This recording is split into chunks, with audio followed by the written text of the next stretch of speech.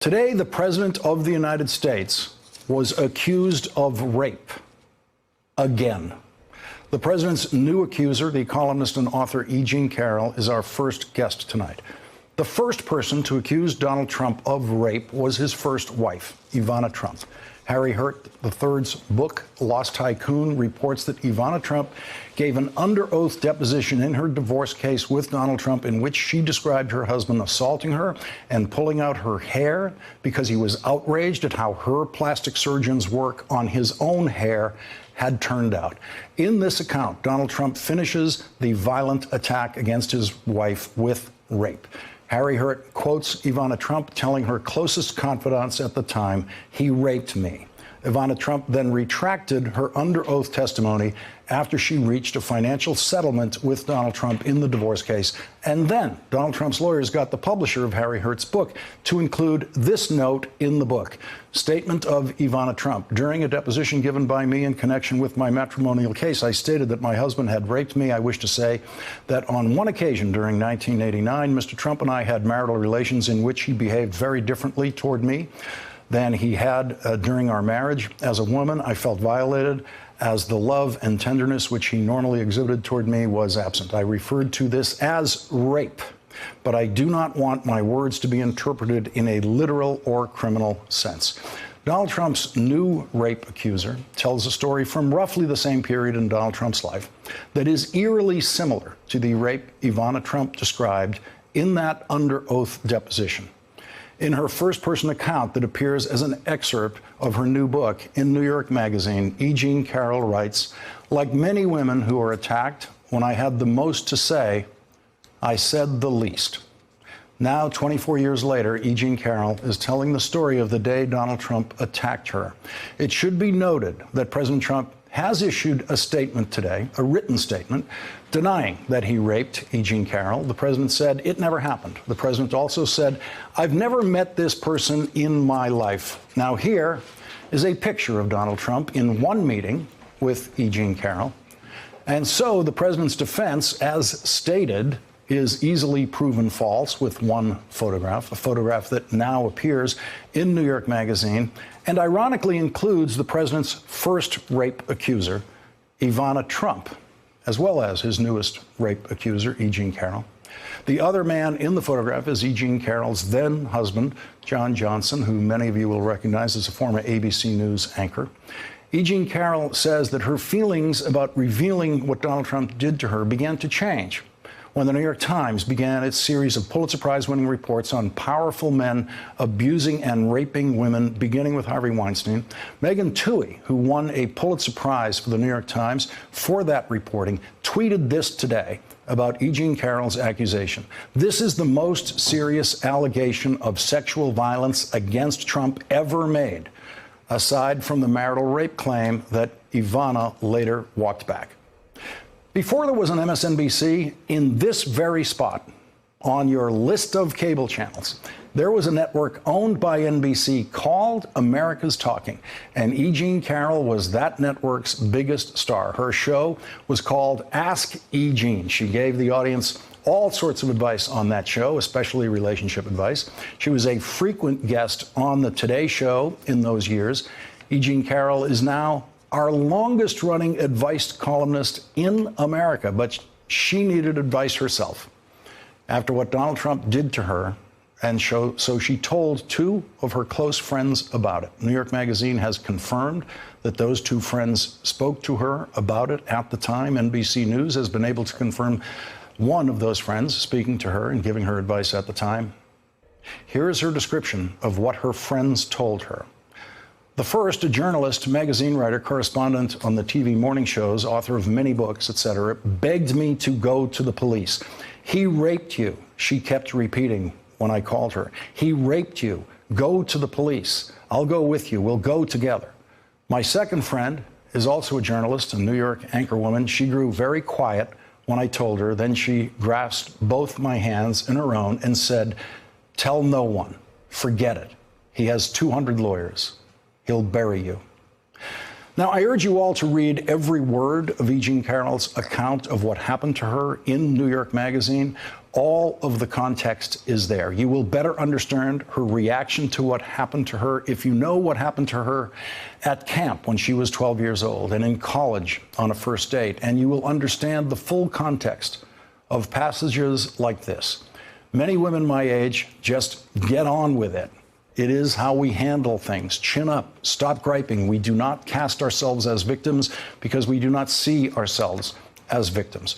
Her account of what happened with Donald Trump is complete, which is to say it is graphic. It includes details that we probably won't include in the discussion you're about to hear.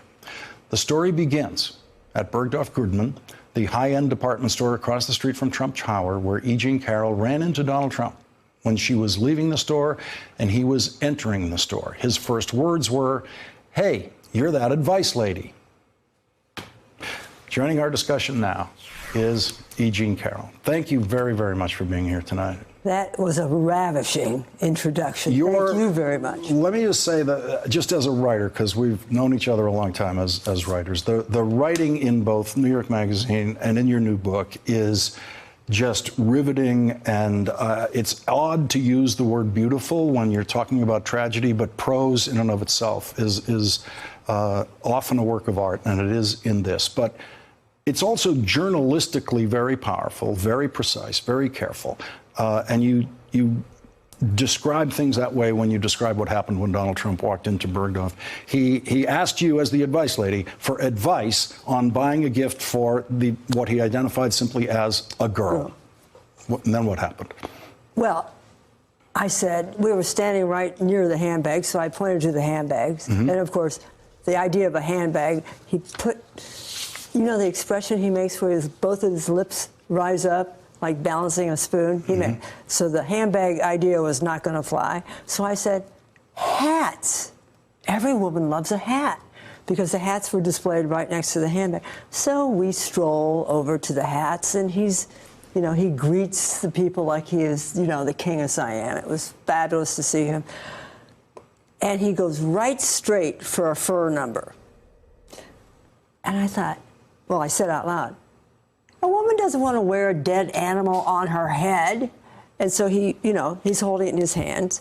And I say, how old is the young woman, or how old is the woman we're choosing a present for? And he looked at me and he said, how old are you? And the way he looked at me, you could see he was trying to calibrate how old a person, my thigh bone in a Neanderthal cave. You know, it was like that kind of look. Okay. So I just, Lawrence, I wish I had said,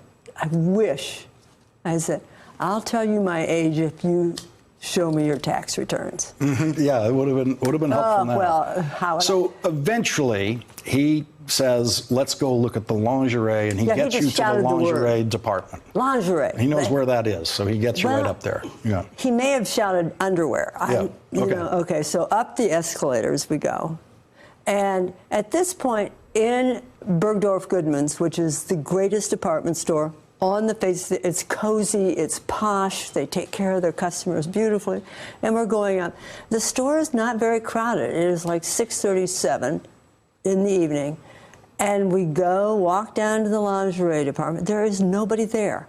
There's empty. And on the counter, which was to the left as you enter, this is in 1995, 1996, there were a couple of really fancy lingerie boxes, and there was this really beautiful, filmy, gray, see-through bodysuit. And he snatched it up. He said, go put this on. It struck me as one of the funniest things I've ever heard a man say. I said, you put it on. He said, no, you look good in this. Try this on. And he holds it up against my body. I said, no, it goes with your eyes. You put it on. And I used to be a writer at Saturday Night Live. So this whole situation struck me as one of the funniest things. Donald Trump is standing there with this filmy thing, and I have the idea that I'm going to make him put it on over his pants. That was my idea. As you go toward the changing rooms. As we start to move towards it. And he said, you know, after you. So we walked. Here's the other odd thing. the dressing room doors, I only remembered one door, was unlocked and open, which is very unusual for Bergdorf's. There was nobody there, and the door was open. Bergdorf's usually keeps their dressing room doors locked. So he goes like this. I walked in. He shut the door behind us and threw me up against the wall and kissed me. I couldn't believe it. I am laughing all the way into the room, and I was smacked against the wall. Lawrence, I've never been so shocked. It's just the last thing I expected. And here's the thing, I kept laughing because I thought, this is not a good situation. If you laugh at a man, it will usually, crush his ego. So I am laughing to beat the band. In trying to counter-signal what he's actually doing. Yeah, I'm laughing. You're trying to change this situation. That's exactly what I was trying to do. Yeah. This is when I was still able to think. I had just about 25 seconds there before the adrenaline started to pour in, so I could actually make a decision. That was a conscious decision to, you're so funny, this is so hilarious. At about 30 seconds, he pushed himself up against me with one shoulder. He's a large man. Not as large as he is now, but he was, 6'3". At the time, I was wearing 4-inch heels, so I was a good 6'1", and I was a competitive athlete. And so he's going to have to struggle to do anything. And he's trying to kiss me again, which was just, which stopped me laughing for a minute, but then I could push him back. But the next thing he did was put his shoulder against me. And then his hand went, I was wearing just a black Donna Karan coat dress and tights. And it was a work of a second to reach in under my Donna Karan, it opened in the front, and through the Donna Karan dress and pulled down my tights. That's when my brain went on. That's when the adrenaline started, and it became a fight. And it hurt. And it was against my will. And I don't know where I got the strength, because he was big, but I think I was stomping my foot. I have my handbag in this arm. I never put it down. I'm holding it. I have no idea. The only reason I know I'm holding it is because when I got out in the street, I still had it in my hand. So somehow I got my knee up and pushed him back. And the minute he backed up, I was out the door and right down the steps. And I don't know if I went the elevator or the escalator. I have a feeling I just took the slow escalator down and made it out to Fifth Avenue. The exact details of what happened are very precise in your article. Prosecutor earlier on MSNBC, going through those details, said that she would describe it as first-degree rape. It did include every element that people think of as classic rape, a man raping a woman. In that space that you say was probably in your memory about 3 minutes, and then you're out the door. And when you get home, you take off what you were wearing. And in your article, you point out in the last lines that you've never worn it since, and it was still hanging exactly as you left it that day, unlaundered. And that's what you're wearing on the cover of New York Magazine now. Why did you keep it? Why was it there that way? Well, do you have lucky clothes? Do you have like a lucky jeans? I have a baseball glove. That's the oldest thing I own. And that's a lucky glove. From high school, yes. Right. So we have lucky things, and this dress was unlucky. So when I hung it up, I wasn't thinking, oh, this is a talisman. I just never wanted to put it on again because it had horrible memories. So it just hung there. I didn't bag it up. I didn't do anything. I just sat there behind the raincoats. That's it. I want to listen to what Maya Wiley said, actually, 2 hours ago on Chris Hayes' show here on this network about this evidence that you describe, including the clothing. Let's listen to this. New York State no longer has a statute of limitations on first-degree rape. That doesn't mean that in this case she is necessarily saying she would bring a rape charge, but this would be a first. From what I understand of the facts, this is potentially a first-degree rape case which doesn't have a statute of limitations, and she has the coat. And she also indicated that if the coat has not been laundered, there could conceivably be evidence of some kind. How can that be possible? She's a prosecutor. She's been. She should know. Yeah. Would you consider bringing a rape charge against Donald Trump for this? Why not? I would find it disrespectful to the women who are down on the border, who are being raped around the clock down there without any protection. They're young women. They've, tried to come into the country. They're, as you know, they're there by the thousand. The women have very little protection there. It would just be disrespectful if and mine was 3 minutes. I'm a mature woman. I can handle it. I can keep going. My life has gone on. I'm a happy woman. But for the women down there, and for the women, actually, around the world, in every culture this is going on, no matter high in society or low in society. It just seems disrespectful that I would bring it just doesn't make sense to me. This is part of the spirit that is described about the way you've looked at things through life that is carefully chronicled in your book. And it's there's a quote where you say, "I'm a member of the silent generation. We laugh it off and get on with life." There's a kind of toughness, don't worry about me, that you bring to experiences like this. Well, Lawrence, either you laugh or you cry. And if you cry, the burden is double. As soon as you start, if you laugh, it can recede into the past. And women, as you know, for centuries, that is our way of dealing with things, humor. And I think that tragedy and comedy are like married, right? Mm-hmm. We use humor to move on. There's been a discussion today, and as journalists have been reading your story and approaching it, the question of corroboration and the two people who you talked to at the time that serve as corroboration for New York Magazine. New York Magazine has spoken to them and has confirmed that.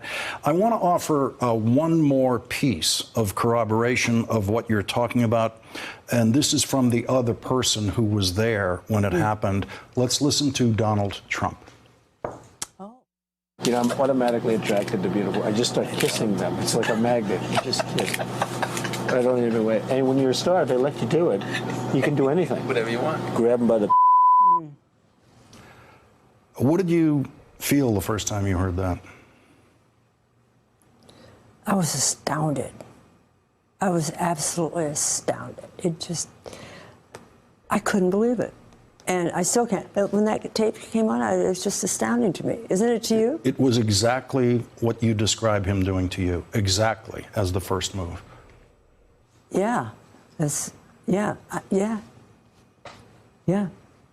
Yes. He's a powerful man. He takes what he wants. That's the thing. And the American voters liked it, because that was a referendum. Are they going to vote for a sexual harasser? Yes, they are. So because his power is so great that it doesn't matter. He can have whatever woman he wants, and going on. Knowing you as I do, knowing your writing as I do for decades now, what I was reading prior to this story going very bad is E. Jean's in Bergdorf's, and she's working on a story about Trump that is going to be hysterical when she tells it at dinner and when she writes it in a column. That's exactly it. That's what you were working on until the moment he changed what was happening in that dressing room. That's it. Yes. And this issue you have about asking people really not to worry about you, and you'll be okay, you'll be fine. When I read your book, you do have a bigger regret than not reporting Donald Trump at the time, and it's the camp counselor when you were 12 years old who abused you when you were 12 years old.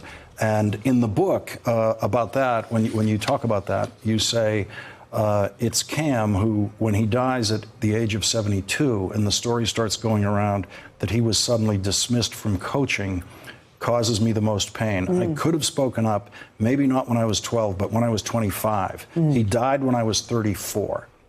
I might have stopped him. One thing I get as I read about these different experiences you had are these different kinds of consciousnesses. You didn't have the consciousness at 25 to say anything about it. No. You do now. And yet even now, you still seem to be holding back on how much anyone should be concerned about you in any of these stories. No, I also. Thank you, Lawrence. I felt that the situation in Bergdorf was my fault. I blame myself for that. I said, I am the stupidest woman who's ever walked. And I did that for years. And it took my Ask Eugene letter writers who would write into my column, Dear Eugene, and they would write in and say, my boss is harassing me. What do I do? Do I go forward?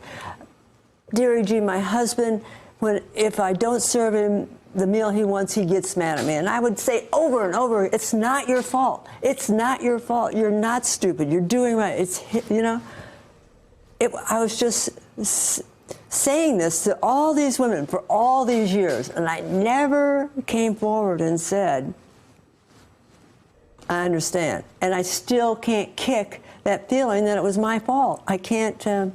It's hard to get rid of that.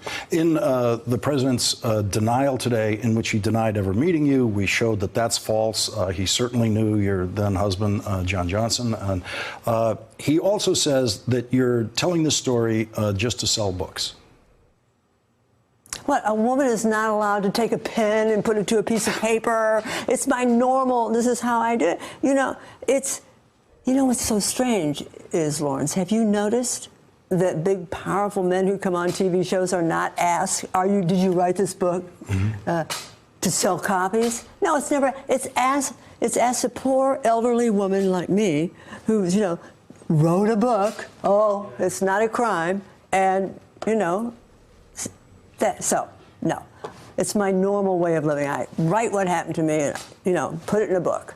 You also talk about your experience as a Midwestern cheerleader and the spirit of that, where you talk about you're always urging people to be optimistic. The team can be losing by 50 points, and your job is to be optimistic. Yeah. And I find that spirit going through the way. Never lose hope. Yes, it's in the way you deal with these kinds of events, including this event with Donald Trump. Is that your way of not feeling victimized by it is to say it doesn't hurt that much. It doesn't, actually. It doesn't hurt me now at all. It hurt a little bit that day.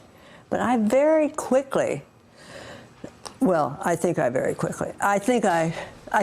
got over it quickly.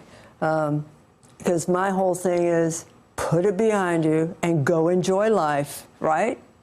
Go enjoy life. It's a smorgasbord.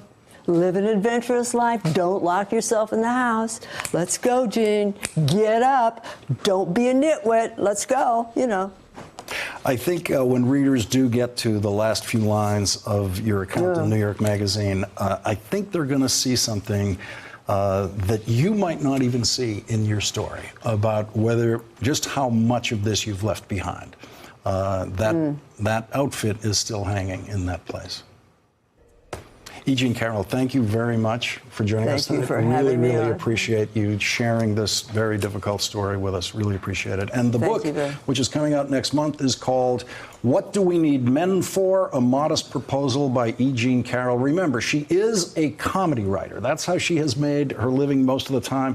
And that's throughout this work. You never lose your comedy writing touch, even in material like this. And I'm not sure that's a compliment, because I'm not sure you're using the comedy to hold yourself at a certain distance from these things. So, well, don't we all? But it's beautifully written. It really is.